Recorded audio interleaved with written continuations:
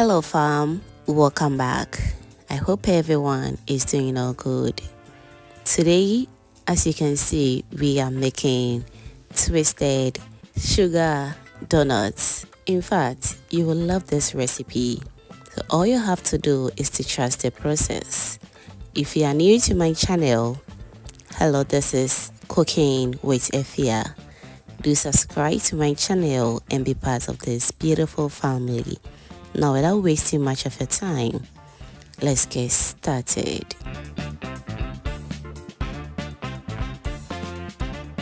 In my mixing bowl, I'll go in with some lukewarm water. Next, I'll go in with 1 tablespoon of active dried yeast, and I'll also go in with 1/4 cup of sugar, 1 medium-sized egg, and 2 tablespoons of milk powder. You can replace the milk powder with some evaporated milk and you are good to go. Let's stir everything together beautifully, and whilst that is done, I'll go in with my all-purpose flour, and don't forget as well to go in with some salt to taste. Let's combine everything together very nicely until it forms a very beautiful and nice dough. And as I always say, you need to go in with the water little by little, but this time around I just didn't know what happened to me. I added the water before all the ingredients were also in, so it was really a very big challenge for me. As you can see, the dough was very soft. Initially, the flour was 2 cups, but it turned out to be very soft, so I needed to go in with extra 2 cups of flour, making 4 cups of all-purpose flour in this recipe. Okay, so next I also go in with some butter, which is 2 tablespoons of salted butter. As I always say, always make sure to go in with the water little by little, so that should in case you don't have in excess flour, when the dough becomes very soft, you don't find yourself in a very difficult situation. So kindly note it. Alright, so that's all, cheers by the way. Moving forward, as you can see, I am kneading the dough, and I'm going to knead this until it becomes more stretchy and very nice, just the way you're seeing it on the screens right now. At this point, I've been kneading this dough for about 10 minutes now, and it's just perfect. So moving forward, I'm going to place this in a bowl, and make sure to brush in some oil before you place in your dough. I'll cover it with some cling film, and I'll leave it to rest for about 30 minutes to double in size very well.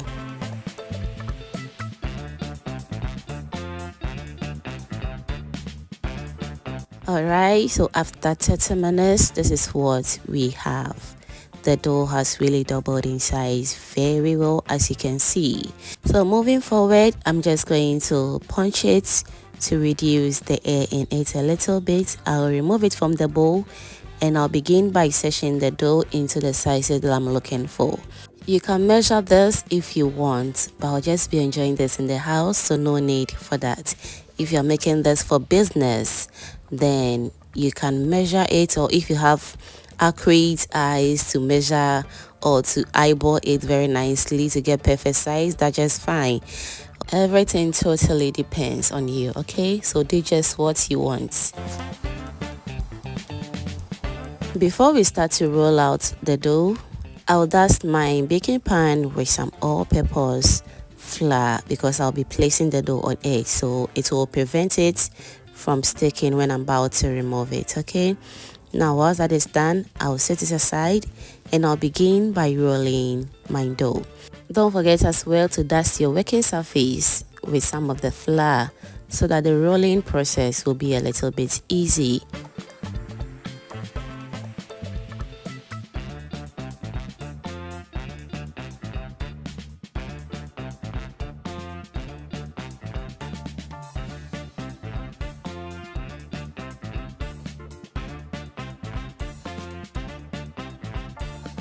Alright, so once that is done, I will flip the dough to each other and I will seal it very nicely.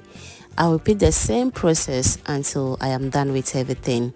And once that is done, I'll roll it with my hands until it becomes very long to my liking.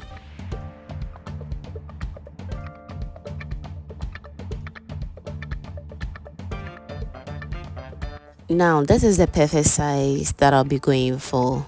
If you really want to get a very perfect shape, then you really need to roll out the dough as long as you can. Okay, so let's watch closely how I'm going to roll this dough, and I'm going to be repeating the same process for about 2 times, and at the end you are definitely going to get it. So now let's watch it until everything is nice and ready. Remember to seal it very nicely. It's very important. So this is the first one that I did. As I said, I'll be repeating it, so let's watch closely. While that is going on, let me use this opportunity to thank you all my returning subscribers and new foodie members right here. You guys are amazing. Thank you so much for liking my videos, sharing, also commenting on my videos, fam. I am very grateful. If you haven't still given this video a thumbs up yet, kindly do that. Also share this video to your lovely friends and family for them also to enjoy this amazing recipe as well. Thank you so much for doing that. Alright, so this is our final one, and this is how it looks like. Everything turned out so perfect. As you can see, this is how it's supposed to be. You can also twist it other way around if you want. Okay, now let's heat up some cooking oil. You can as well use any cooking oil to fry this donut. Okay, and as always, we're going to be frying this on low medium heat, so you don't need to make the oil very hot. Okay, now let's heat up the oil, and whilst that is done, we will start to drop in our donuts. And as I said earlier on, we're going to be frying this on low medium heat so that the inside and the outside will fry beautifully. Alright, so now let's fry until everything is nice and ready. And remember as well to keep an eye on it because we don't want this to burn at all. Alright, so after extra 2 minutes of frying this donut, we're going to flip it over, and we will also fry the other side on low medium heat for about 2 minutes, and it should be ready. As you can see, it looks very perfect already, and that's what I'm looking for. So after frying the other side for about 2 minutes, this is how everything turned out. It turned out super good, and I love how golden everything turned out. I'll remove this from the oil, and I'll repeat the same process until everything is nice and ready. Fam, just let me know in the comment section what you think about this twisted donut recipe. It turned out really good. Are you going to try? And if yes, let me know in the comment section. If no, I want to know your reasons as well. But I tell you, this donut recipe is definitely a must try, so you don't have any excuse of not trying this recipe. Alright, so after frying the second batch, that is how it turned out. It turned out just perfect as well. I remove everything, and voila, this is what we have. Everything turned out super good and just perfect.